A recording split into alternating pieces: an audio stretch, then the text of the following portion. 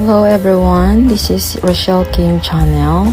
For today's video, we are making curled mallow soup. First, boil water in 3 minutes and add soybean paste. And then boiled again in a minute. And chop onion like this.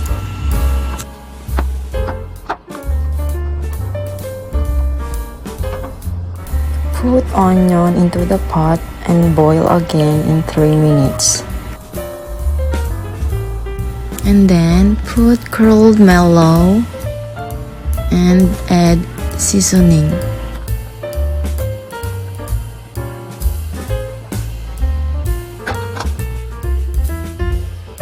Boiled again in 3 minutes and add chili powder.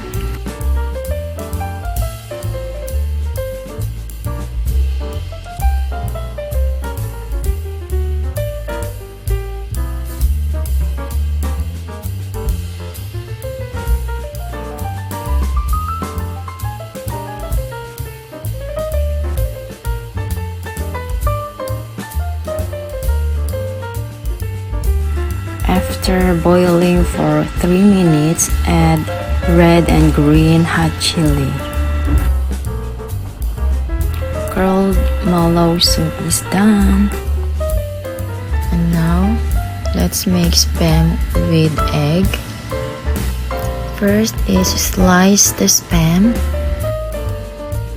Beat the eggs and add onion leaves. After that, fry spam with egg.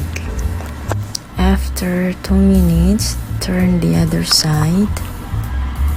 And then cook again in 2 minutes in low heat.